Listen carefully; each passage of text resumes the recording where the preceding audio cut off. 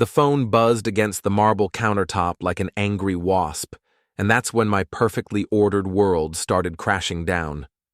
Olivia had left her iPhone unlocked again, something she never did. In our 12 years of marriage, my wife guarded that device like it contained nuclear launch codes. But there it sat, screen glowing with a text message preview that made my coffee taste like ash. Can't wait to feel your hands on me again.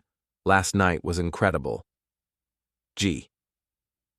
Before we dive deeper into this story, I have one small request.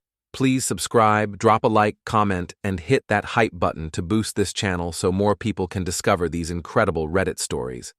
I'm Benjamin Carter, 48 years old, owner of SecureNet Solutions, a cybersecurity firm that protects other people's secrets for a living. The irony wasn't lost on me that I'd just discovered my wife's affair through basic digital negligence. No hacking required, just an unlocked screen and perfect timing. Ben, did you see my phone? Olivia's voice drifted from the bedroom of our penthouse apartment, that same honeyed tone that had convinced me to buy this place overlooking Boston Harbor, back when I thought we were building something together. It's here on the counter, I called back, my voice surprisingly steady. Years of dealing with corporate crises had taught me to compartmentalize shock. I took a screenshot of the message before the screen locked automatically. Evidence. Always collect evidence. Olivia emerged wearing her power suit, navy blue Armani that cost more than most people's monthly rent. At 39, she was still stunning in that calculated way that made other women hate her and men stumble over their words. Her auburn hair fell in perfect waves, and her makeup was flawless despite it being 7 in the morning. Thanks, honey. She grabbed the phone without meeting my eyes, fingers flying across the screen, deleting messages, probably. I've got that board presentation today, so I'll be late again. How late? I asked, though I already knew the answer. Late enough to see G, late enough to let him put his hands wherever he wanted. Maybe 10, 11? You know how these client dinners drag on. She kissed my cheek, her lips barely making contact. Don't wait up. After she left, I sat in our kitchen, all granite and stainless steel like a surgical suite, and stared at the screenshot. G. Grant Turner, most likely. Senior Vice President at Morrison & Associates, the PR firm where Olivia worked as creative director. I'd met him at company functions. Tall, silver-haired, with the kind of practiced charm that made him dangerous at client meetings and apparently irresistible to my wife. My phone rang. Simon Reeves, my oldest friend and the best digital forensics expert on the East Coast. Morning, Ben. Still on for lunch today? Actually, I need a favor first. A professional one. Oh. What kind of professional favor requires that tone of voice? The kind that pays double your usual rate and requires absolute discretion. 20 minutes later, Simon sat across from my desk at SecureNet's downtown office. Our building was modest compared to the glass towers surrounding it, but what we lacked in flash, we made up for in substance. My company had prevented more data breaches than any firm in New England. We were very good at finding things people wanted to hide. Let me get this straight, Simon said, his weathered face creased with concern. You want me to investigate your own wife? I want you to investigate potential security breaches at Morrison & Associates. My wife works there, yes, but this is about protecting our clients. The lie came easily. We handle their cybersecurity consulting. If there's internal misconduct, it could expose our systems. Simon wasn't buying it, but he'd known me since college. He understood that sometimes friendship meant not asking the hard questions. What kind of timeline are we talking about? Fast. And Simon? Whatever you find, I see it first. That afternoon, I attended Morrison & Associates' annual client appreciation banquet at the Fairmont Copley. Olivia had insisted I come, said it would be good for business. Now I understood why. She wanted to show off her perfect marriage while screwing her boss behind my back. The ballroom was full of Boston's business elite, all networking and power playing over overpriced salmon. I found Olivia holding court near the bar, laughing at something Grant Turner was whispering in her ear. Her hand rested on his arm just a beat too long. Benjamin! Eloise Martinez, Olivia's best friend and Morrison's HR director, materialized beside me with 2 glasses of champagne. Isn't this wonderful? Olivia's been working so hard lately. I'm sure she has. I accepted the champagne but didn't drink it. Eloise had always struck me as the type who collected secrets like some people collected stamps. She's been putting in such long hours with Grant, really burning the midnight oil on that Henderson Industries account. The way she said it, with that slight emphasis on midnight oil, told me everything I needed to know. Eloise knew about the affair. Probably half the office knew. Grant seems very hands-on, I replied. Oh, he definitely is. Very hands-on. Her smile was sharp enough to cut glass. That's when Grant approached, his arm casually draping around Olivia's waist in a gesture that was supposed to look friendly, but screamed possession to anyone paying attention.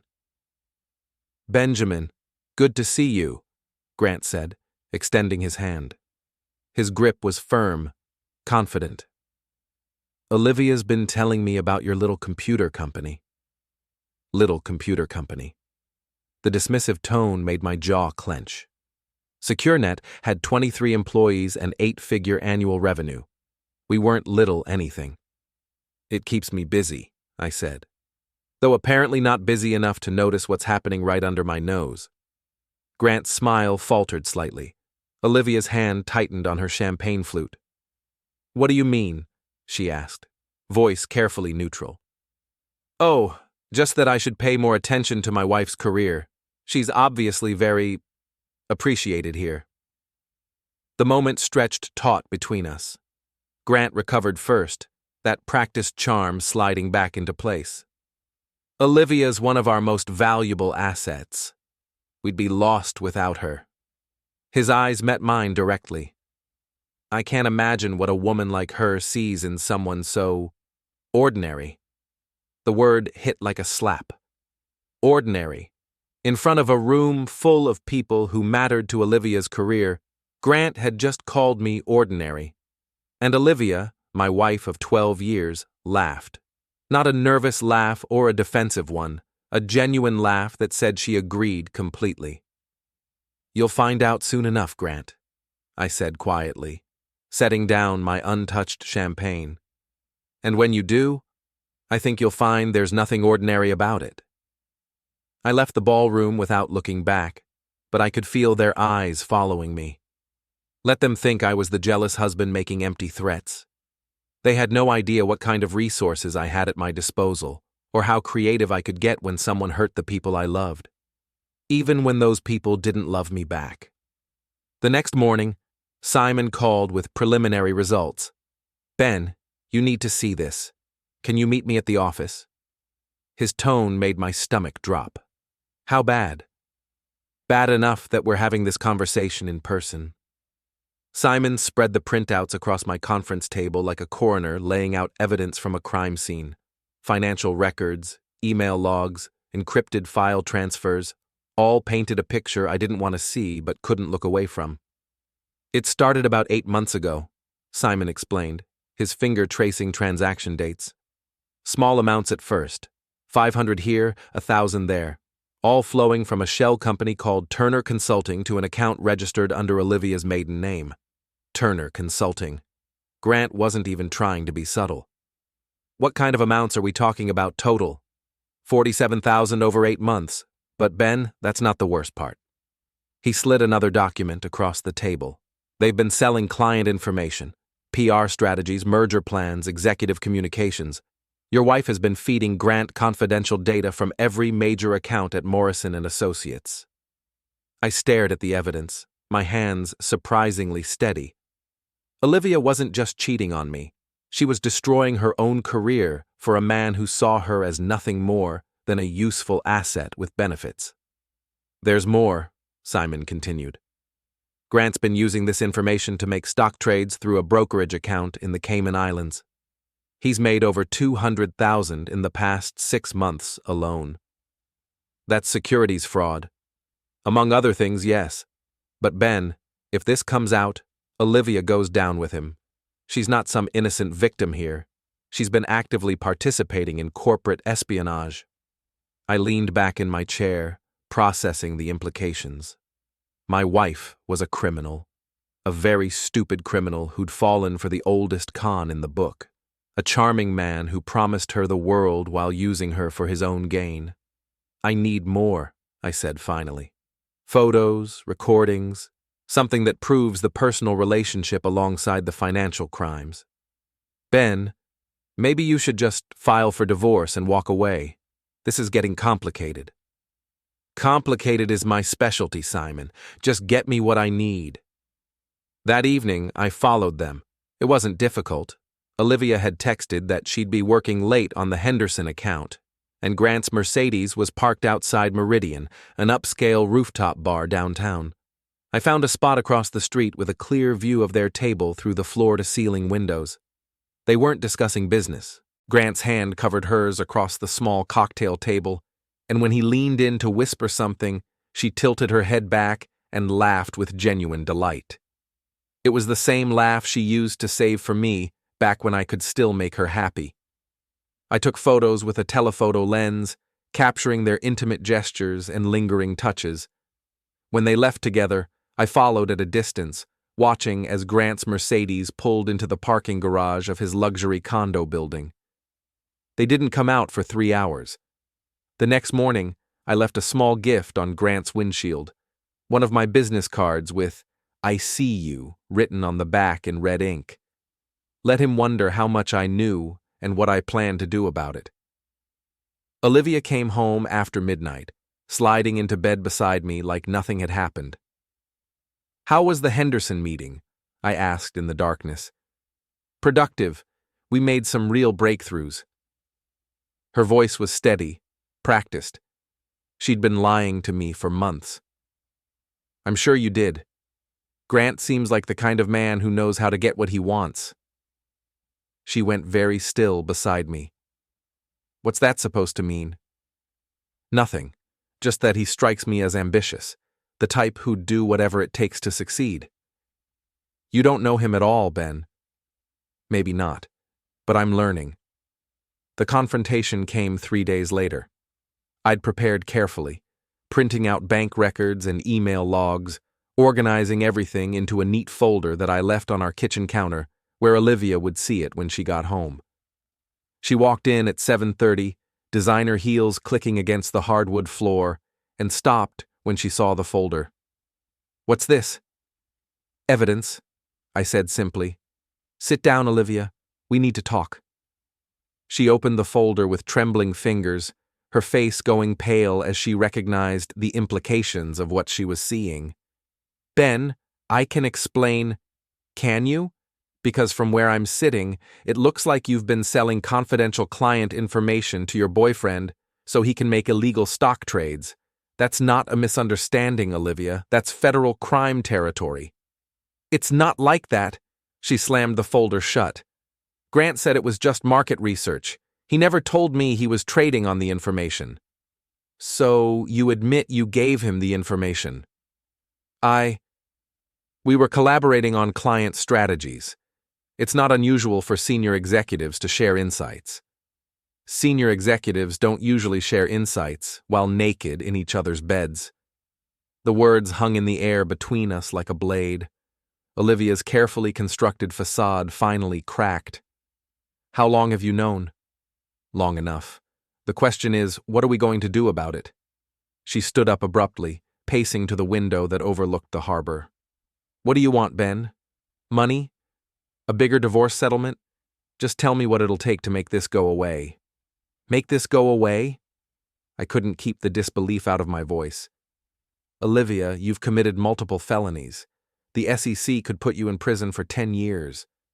But they won't if you don't report it." She turned back to me, and for a moment I saw a flash of the woman I'd fallen in love with, vulnerable, desperate, human. "Please, Ben, I made a mistake. A huge, stupid mistake, but we can fix this." "We?" I'll end it with Grant. I'll quit Morrison if I have to. We can start over. I looked at my wife, really looked at her, and saw a stranger. The Olivia I'd married would never have betrayed her client's trust for money. She would never have laughed when another man called me ordinary. She would never have looked at me with such calculation, wondering what price would buy my silence. "It's too late for that," I said quietly. "But don't worry. I'm not calling the SEC." Relief flooded her features. "Thank you. Ben, I know I don't deserve. I'm not calling them because I have something much more interesting planned." The relief vanished, replaced by something that looked like fear. "What does that mean?" "It means Grant Turner picked the wrong man's wife to seduce, and you picked the wrong husband to betray." I stood up and walked to the door, leaving her standing alone in our kitchen with the evidence of her crimes scattered across the marble countertop. "Ben, wait. What are you going to do?" I paused in the doorway without turning around. Something ordinary men don't have the balls to do. The anonymous tip arrived in my email the next morning, sent from a Proton Mail account that would be impossible to trace. But I recognized the writing style immediately. Formal business language with just a hint of personal vendetta underneath. "Mr. Carter, you should know that Grant Turner is planning to frame SecureNet Solutions for a major data breach at Morrison & Associates. He intends to claim your company's security protocols were compromised, allowing hackers to access confidential client information. This will happen within the next 48 hours. A concerned party." I stared at the screen, my coffee growing cold as the implications sank in. Grant wasn't just stealing information and trading on it. He was planning to destroy my company in the process. Pin the blame on SecureNet security systems, claim we were the weak link that allowed the breach. It was actually brilliant, in a sociopathic way. He'd eliminate the threat I represented while covering up his own crimes. But Grant had made one crucial mistake. He'd underestimated exactly how good I was at my job. I called Simon immediately. "Emergency meeting. My office, 20 minutes. "What's wrong now?" "Grant Turner just declared war on the wrong cybersecurity expert." When Simon arrived, I showed him the email and explained Grant's likely strategy. "He's going to claim hackers exploited our security protocols to access Morrison's client database," I said, pacing behind my desk. "Then he'll produce evidence of the information theft, playing the victim while positioning himself as the hero who discovered the breach. Except we'll have logs proving our systems were never compromised." "Will we?" Grant's had months to plan this. He could have planted evidence, created false timestamps, even hired actual hackers to make it look legitimate. By the time we prove our innocence, the damage to SecureNet's reputation would be irreversible. Simon leaned back in his chair, thinking. "So what do we do?" "We get there first. If Grant wants to play with fire, let's show him what a real inferno looks like." That afternoon, I implemented what I privately called Operation Scorched Earth. First, I contacted every client Morrison & Associates had stolen information from, providing them with detailed evidence of the breach. Not speculation or accusations, hard proof with timestamps, transaction records, and communication logs. The response was immediate and devastating. Henderson Industries filed a lawsuit within hours. Blackstone Financial froze all contracts pending investigation. Morrison's stock price dropped 12% in after-hours trading. But I was just getting started. Next, I visited Janet Walsh, a junior account executive at Morrison who'd always seemed to harbor a crush on me at company events. She was also Grant's ex-girlfriend, something I'd learned through careful social media reconnaissance. I found her at Starbucks near Morrison's office, looking frazzled and checking her phone obsessively. "Janet? Ben Carter. Mind if I sit down?" She looked up, startled. "Oh, Ben, hi. Of course, please." She gestured to the empty chair across from her. "Crazy day at the office? I guess you heard about all the client drama." "Some of it. Must be stressful for everyone." "You have no idea. Grant's been in damage control mode all afternoon, trying to figure out how the information leaked. She paused, studying my face. Wait, did I, what? Nothing. Never mind. But her expression said she'd connected the dots. It's just that Grant mentioned you might be a problem. Interesting. A problem how? Janet glanced around the coffee shop nervously. Look, I probably shouldn't be talking to you about this, but Grant's been saying things about your company, about how SecureNet might be responsible for the security breaches. That's a serious accusation. Does he have evidence? He says he does. Some kind of digital forensics report that shows the hackers used vulnerabilities in your security protocols. She leaned forward, lowering her voice. Ben, I don't know what's going on between you and Grant, but be careful. He's not the man everyone thinks he is. What do you mean? I dated him for 6 months last year. He's charming when he wants something, but underneath all that polish, he's ruthless, and he really doesn't like losing. I reached across the table and covered her hand with mine. Janet, I need you to know that whatever Grant told you about SecureNet, it's not true. My company has never been breached. If Grant has evidence suggesting otherwise, he manufactured it. Her eyes widened. You think he'd do that? I think Grant Turner would burn down half of Boston if it served his purposes. The question is, are you going to help him do it? She pulled her hand away, but her expression had hardened. What are you asking me to do? I'm asking you to remember that you work for Morrison & Associates, not Grant Turner. And right now, Grant's actions are destroying the company you've spent 3 years building your career at. I slid a business card across the table. If you decide you want to help save Morrison from Grant's ambitions, call me, day or night. That evening, I waited in the parking garage of Grant's condo building. His Mercedes pulled in at 8:15, right on schedule.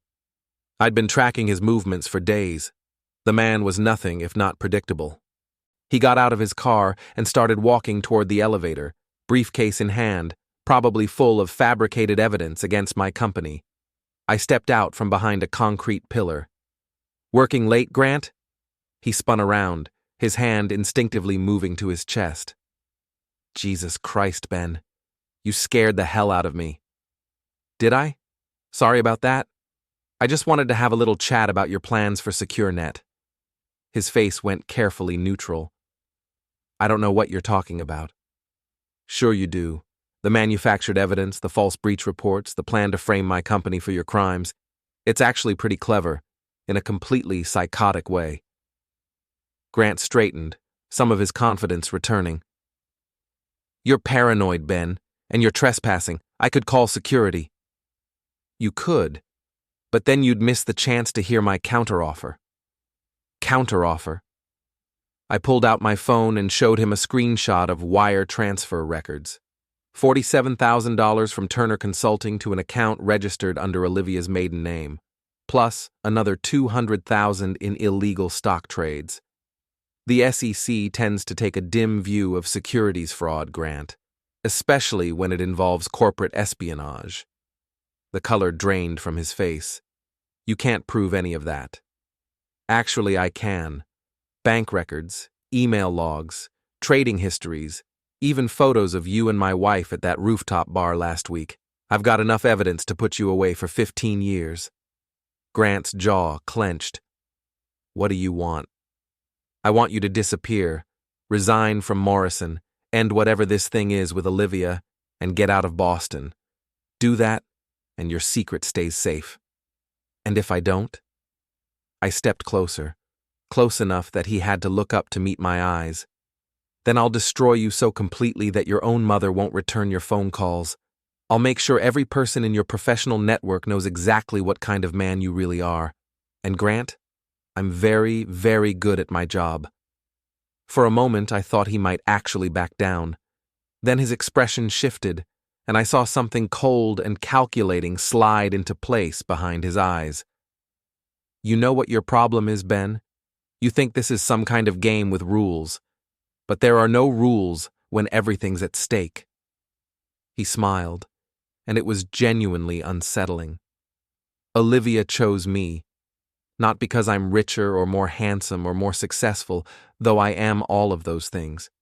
She chose me because you're exactly what I said you were: ordinary, a small man with a small life who never understood what he had. Is that what you think? It's what I know. And tomorrow morning, when the FBI raids your offices based on the evidence I've provided them, everyone else will know it too. SecureNet will be finished, and you'll spend the next decade in federal prison trying to prove your innocence. The parking garage fell silent, except for the hum of fluorescent lights overhead. Grant thought he'd won. He thought his manufactured evidence and political connections would be enough to destroy me. He was about to learn how wrong he was. "Grant," I said quietly, "you just made the biggest mistake of your life." I turned and walked away, leaving him standing alone under the harsh lights, probably wondering why I looked so calm. He'd find out soon enough. Janet called me at 6 in the morning. "Ben, it's Janet Walsh. I've been thinking about what you said yesterday, and I want to help." I was already awake, sitting in my home office with 3 monitors displaying Grant's digital life in real time. Amazing what you could accomplish with the right software and a man's stolen passwords. "What changed your mind?" "Grant just fired me." That got my attention. "What?" "He called me into his office last night and said my position was being eliminated due to budget constraints. But Ben, I know it's because he thinks I talked to you. He's paranoid and getting more dangerous by the day. Are you safe?" "For now. But I have something you need to see. Can we meet?" An hour later, Janet slid a manila envelope across the table at the same Starbucks where we'd talked the day before. Inside were printed emails between Grant and someone named Marcus Chen at the FBI's Boston field office. "Grant's been cultivating this contact for months," Janet explained. "Chen thinks he's getting legitimate tips about cybersecurity breaches, but Grant's been feeding him false information to build credibility for the big lie about SecureNet." I scanned the emails, my anger building with each exchange. Grant hadn't just planned to frame my company. He'd spent months laying the groundwork with federal law enforcement. "Janet, this is incredibly valuable, but why are you giving it to me?" She looked down at her coffee cup. "Because Grant Turner destroyed my career and he's about to destroy yours. Because Morrison and Associates used to be a good company before he turned it into his personal criminal enterprise. And because—" She looked up, meeting my eyes. "Because I've had a crush on you for 3 years, and I'm tired of watching him win." Her honesty was refreshing after months of Olivia's lies. "What do you want in return?" "I want Grant Turner to pay for what he's done. And I want a job at SecureNet when this is over." Done. That afternoon, Simon and I broke into Grant's apartment. It wasn't technically breaking and entering, since I'd lifted Olivia's key from her purse and made a copy. She'd had access to Grant's place for months, another detail that would be useful later. Grant's home office was a shrine to his own ego. Awards, photos with politicians, expensive art that screamed new money. But behind all the flash, we found the real treasure, a hidden safe containing backup drives with every piece of stolen information he'd collected over the past 2 years. "This isn't just about Morrison and Associates," Simon said, scrolling through files on Grant's computer. "He's been running the same scam at 3 other companies: industrial espionage, securities fraud, blackmail. This guy's a one-man crime wave. And now, we own him." We planted surveillance software throughout Grant's system, installed keyloggers to capture his passwords, and cloned his hard drives. By the time we left, I had complete access to every digital aspect of Grant Turner's life. But I wasn't done with the physical world yet. Grant owned a custom Ducati motorcycle, a pristine red beast he'd bought with his illegal trading profits. It was his pride and joy, parked in the garage of his building like a piece of art. That night, I paid it a visit. I didn't vandalize it. That would have been crude. Instead, I performed a series of subtle mechanical adjustments that would cause the bike to break down in increasingly expensive and embarrassing ways. Sugar in the gas tank was amateur hour. I preferred more sophisticated approaches. When I was finished, I left a photo of Grant and Olivia from the rooftop bar taped to the seat, along with a note. Some rides end badly. Choose your next one carefully. The next morning brought chaos at Morrison & Associates. 3 more major clients had terminated their contracts overnight, and the Massachusetts Attorney General's office had opened an investigation into the company's data security practices. Olivia called me in tears. "Ben, you have to stop this. The company is falling apart. People are losing their jobs." "People like Janet Walsh?" A pause. "You know about Janet?" "I know Grant fired her because he thought she was talking to me. I know he's planning to frame SecureNet for his crimes. I know a lot of things, Olivia. Please, just tell me what you want. We can work this out." "Can we? Because yesterday your boyfriend threatened to have me arrested on fabricated charges. That doesn't sound like someone interested in working things out." "Grant's scared. He's not thinking clearly. Grant's a sociopath who's been using you to commit federal crimes. The fact that you can't see that tells me everything I need to know about our marriage." I hung up before she could respond. That afternoon, Detective Ray Foster knocked on my office door. I'd hired him 2 days earlier, a former Boston PD detective who now worked private investigations. Foster was in his late 50s, built like a fire hydrant, with the kind of world-weary expression that came from seeing too much human stupidity. "Turner took the bait," he said, settling into the chair across from my desk. "My contact at the FBI says Chen is planning to raid SecureNet tomorrow morning based on evidence Turner provided. Evidence we know is fabricated." "Right, but here's the thing. Chen's not stupid. He's been having doubts about Turner's information, especially after some of the previous tips didn't pan out. If we can give him proof that Turner's been lying, he'll turn on him fast." "What kind of proof?" Foster slid a thumb drive across my desk. "Bank records showing Turner's illegal trades, communication logs proving he had access to the stolen information, and a detailed timeline showing how he manufactured the evidence against SecureNet. How did you get this? Let's just say Turner's not the only one with contacts in law enforcement. The difference is, mine actually care about the truth." That evening, I received an unexpected visitor. Eloise Martinez stood at my door, wearing a black dress that was probably supposed to be seductive, but just looked desperate. "Ben, we need to talk." "About what?" "About Grant, about Olivia, about the mess that's destroying everyone's lives." I let her in, curious to see what angle she was playing.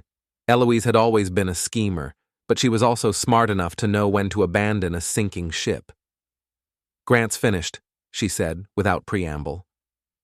"Morrison's board is meeting tomorrow to discuss his termination, the FBI investigation, the client defections, the stock price collapse. It's all pointing back to him. And he's planning to take Olivia down with him. He's got emails, recorded phone calls, evidence that she was a willing participant in everything. If he goes down, she goes down." "Why are you telling me this?" Eloise moved closer, her hand resting on my arm. "Because I think we can help each other. You want Grant destroyed, and I want to survive this mess with my career intact. Work with me, Ben. I can give you information Grant doesn't know I have." "What kind of information?" "The kind that proves Olivia wasn't just stealing client data for money. She was doing it because she thought Grant was going to leave his wife and marry her. He played her, Ben. Made her believe they had a future together while he was planning to disappear with millions in illegal profits." It was almost sad how predictable it all was. Grant had run the classic con, promised the mark everything they wanted while taking everything they had. Olivia had been so desperate to escape what she saw as her ordinary life that she'd walked straight into a trap. "What do you want in return?" I asked. "Protection. When this all comes out, I want it clear that I was investigating Grant's activities, not participating in them. I want to be the whistleblower who helped expose the truth." And if I say no? Eloise's expression hardened. Then I go to Grant right now and tell him everything you've been planning. Don't underestimate me, Ben. I've survived 3 corporate restructurings and 2 harassment scandals. I know how to play this game. I studied her face, seeing the calculation behind her dark eyes. Eloise was offering me a deal with the devil, but sometimes the devil had the best information. All right, I said finally. But I want everything, every email, every recording, every piece of evidence you have. She smiled and pulled out her phone. I thought you might say that. The Morrison and Associates board meeting was scheduled for 10 a.m., but I arrived at 9:30 with Detective Foster and enough evidence to bury Grant Turner so deep he'd need a mining crew to find daylight. Janet met us in the lobby, looking nervous but determined. Grant's already upstairs, she said. He thinks he's going to convince the board that you're responsible for all the security breaches. He's got a whole presentation prepared. Let him give it, I said. It'll make what comes next even more satisfying. The boardroom was on the 32nd floor, all glass walls and expensive furniture designed to intimidate. Grant stood at the head of the polished table, his PowerPoint presentation already loaded, looking confident and in control. The board members, 7 men and women in expensive suits, sat around the table like judges at a trial. Olivia was there too, sitting beside Grant in a show of support that would have hurt if I'd still cared about her opinion. She looked pale and nervous, probably wondering how much I really knew. Ah, Mr. Carter, said Richard Morrison, the company's founder and CEO. I wasn't expecting you today. I apologize for the intrusion, but I have information that's directly relevant to your discussion about the security breaches. Grant's jaw tightened. Richard, Mr. Carter is hardly an objective party here. His company's negligence is responsible for— Actually, I interrupted, that's exactly what we need to discuss. I nodded to Foster, who began distributing copies of our evidence packets to each board member. Bank records, email logs, trading histories, recorded phone conversations, everything we'd gathered over the past week. What you're looking at, I said, is comprehensive proof that Grant Turner has been stealing confidential client information and selling it for personal profit. He's made over $200,000 in illegal stock trades using information obtained through corporate espionage. The room went silent. Grant's face had gone white, but he recovered quickly. This is ridiculous, he said. Mr. Carter is obviously trying to deflect blame from his own company's security failures. These documents could easily be fabricated. Could they?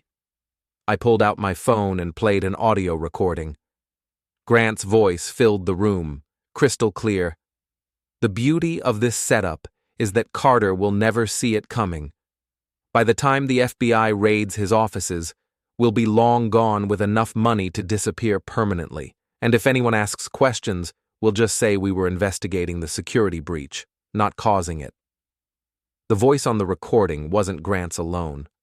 Olivia's voice was there too, agreeing with the plan, laughing about how naive I was, discussing which offshore accounts would be safest for their stolen money. I watched my wife's face crumble as her own words condemned her. She'd thought their conversations were private, but Grant had been recording everything, probably as insurance against exactly this kind of situation. That recording is illegal, Grant said desperately. Obtained without consent, inadmissible in court.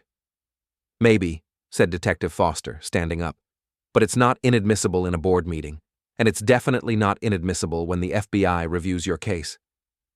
The FBI? Richard Morrison looked confused. Agent Chen from the Boston field office is downstairs right now, Foster explained.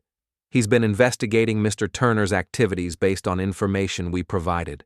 Turns out, Turner's been feeding the Bureau false information for months, setting up Mr. Carter's company to take the fall for his own crimes. Grant made a break for it then, rushing toward the door like a man whose world was collapsing, which, to be fair, it was. But I'd anticipated this possibility. Simon was waiting in the hallway with building security. Going somewhere, Grant? The next 20 minutes were chaos. Grant screaming about his rights, Olivia sobbing as she realized how completely she'd been manipulated, board members frantically calling lawyers and accountants. In the middle of it all, Agent Chen arrived with a federal warrant and enough evidence to charge Grant with securities fraud, corporate espionage, and conspiracy. But I wasn't done yet. As they led Grant away in handcuffs, I approached Olivia. She looked up at me with tears streaming down her face, mascara running, all her careful polish destroyed. Ben, please. I know how this looks, but I never meant for any of this to happen. Grant told me we were just sharing market research. He said it was normal business practice. Did he also tell you it was normal business practice to laugh when he called your husband ordinary? She flinched as if I'd slapped her. You heard that? I heard everything, Olivia. Every conversation, every plan, every moment when you chose him over 12 years of marriage. I made a mistake, a horrible, stupid mistake, but we can fix this. We can start over. I looked at this woman I'd once loved, seeing her clearly for perhaps the first time in years. She wasn't evil, just weak, selfish, willing to destroy everything we'd built together for the promise of something more exciting. No, I said quietly. We can't. Richard Morrison approached us, his face grim. Mrs. Carter, I'm afraid your employment with Morrison and Associates is terminated immediately.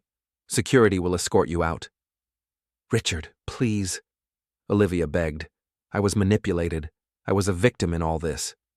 You were a willing participant who helped steal millions of dollars in confidential client information. The company's legal department will be in touch regarding potential criminal charges. As security led Olivia away, she looked back at me one last time. Ben, don't let this destroy everything we had. You already did that, I replied. The rooftop bar at the Meridian Hotel offered spectacular views of Boston Harbor, especially at sunset when the city lights began to twinkle like stars scattered across the urban landscape. It was here, 3 weeks after Grant's arrest, that I arranged the final act of my revenge. Olivia arrived first, looking haggard and desperate. She'd been staying at Eloise's apartment since I'd changed the locks on our penthouse, and the stress was showing. Her usual perfect appearance had given way to wrinkled clothes and dark circles under her eyes. Thank you for agreeing to meet, she said as I joined her at a corner table. I wasn't sure you would. I almost didn't. The waiter brought our drinks, scotch for me, wine for her, just like old times. Except everything had changed, and we both knew it. How are you handling everything? I asked, though I already knew the answer. The news media had been brutal in their coverage of the Morrison scandal, and Olivia's name had been mentioned in every article. I've been better. She attempted a smile that didn't reach her eyes. My lawyer thinks we can work out a plea deal, probation, maybe some community service. The prosecutors are more interested in Grant than me. That's good news. Is it? My career is over, Ben. No PR firm in the country will hire me after this. My reputation is destroyed. I sipped my scotch, letting the silence stretch between us. The old Ben would have felt sorry for her, would have offered comfort and support. But that man had faded the night I discovered her betrayal. I've been thinking about us, she continued. About what we had before everything went wrong. We were happy once, weren't we? Were we? Or were you just better at hiding your dissatisfaction? She flinched. That's not fair. Fair? I laughed, but there was no humor in it. You want to talk about fair? Let me tell you what's fair, Olivia. Fair is 12 years of marriage where I supported your career, celebrated your successes, and loved you unconditionally. Fair is trusting your spouse not to steal from their clients or sleep with their boss. Fair is not having to find out about your affair through a text message on your unlocked phone. I know I hurt you. You didn't hurt me, you destroyed me. There's a difference. The words hung in the air between us like a physical barrier. Olivia's eyes filled with tears, but I felt nothing. Whatever capacity for sympathy I'd once had for her had been burned away by weeks of planning and preparation. "What do you want from me, Ben? I've lost everything. My job, my reputation, my future. Isn't that enough?" Not quite. I pulled out my phone and showed her the screen. It displayed a web page, a blog post titled, "The Real Story Behind the Morrison Scandal," with her photo prominently featured. "What is this?" "The truth. Every detail of your affair with Grant, every crime you committed, every lie you told. All of it documented with evidence and published for the world to see." Her face went white as she scrolled through the post. Bank records, email exchanges, photos of her and Grant together, everything laid out in excruciating detail. "This will go live in exactly 1 hour," I said, "unless you do exactly what I tell you to do." "Ben, please. This will destroy any chance I have of rebuilding my life." "That's the point. What do you want?" I leaned back in my chair, enjoying the moment I'd been planning for weeks. "I want you to call every person who matters in your professional network, every client, every colleague, every contact you've built over 15 years in public relations. I want you to confess what you did. All of it." "I can't do that. Then the blog post goes live, and everyone finds out anyway. But this way, you get to control the narrative. Show some dignity in defeat." She stared at me across the table, finally seeing the man I'd become. Not the ordinary husband she'd dismissed and betrayed, but someone capable of methodical, devastating revenge. "You've changed," she whispered. "You have no idea." That's when Eloise arrived, looking confused and nervous. I'd texted her 20 minutes earlier, asking her to join us for an important discussion about her future at Morrison & Associates. "Ben? Olivia? What's going on?" "Sit down, Eloise. There's something you need to see." I showed her the same blog post, watching her face change as she realized the implications. "This mentions me," she said, her voice tight with panic. "It does. Specifically, it details how you helped facilitate Grant's crimes by providing him with employee schedules, client information, and advance warning about internal investigations." "That's not true. I was helping you investigate Grant." "Were you? Because I have recordings that suggest otherwise." I played another audio file, this one featuring Eloise's voice discussing how to manipulate the board investigation and shift blame away from Grant's inner circle. "Where did you get this?" "Grant recorded everything, Eloise. Every conversation, every meeting, every moment when you thought you were safe. He was planning to use it all as leverage if he ever got caught." The two women sat in stunned silence, finally understanding the scope of Grant's manipulation and my response to it. They'd thought they were players in some sophisticated game, but they'd been nothing more than pawns. "What do you want from us?" Eloise asked. "I want you to disappear, both of you. Leave Boston, change careers, start over somewhere else. Do that, and the blog post stays private. And if we don't, then everyone you've ever worked with, every client you've ever served, every professional contact in your network gets to read about your crimes in excruciating detail. Your names will be poison in the business world." Olivia was crying now, ugly sobs that shook her entire body. "Why are you doing this to us?" "Because you did it to yourselves. Because you chose to betray the people who trusted you. Because you thought you could destroy my life without consequences." I stood up, throwing enough cash on the table to cover the drinks. "You have 24 hours to decide. After that, the choice is out of your hands." As I walked toward the elevator, Olivia called out one last time. "Ben, wait. What about us? What about our marriage?" I turned back to look at her, this woman who'd shared my bed for 12 years, who'd promised to love and honor me, who'd thrown it all away for a criminal who'd been using her from the beginning. "There is no us, Olivia. There never really was. You made sure of that." The elevator doors closed, cutting off her response. I rode down 32 floors in silence, watching the city lights grow brighter through the glass walls. My phone buzzed with a text from Simon. Grant Turner sentenced to 15 years federal prison. No possibility of parole for the first 7. Another message from Janet. Morrison and Associates filed for bankruptcy this morning. Richard Morrison announced his retirement. And finally, one from Detective Foster. FBI wants to hire you as a cybersecurity consultant. Apparently, they were impressed with your investigative work.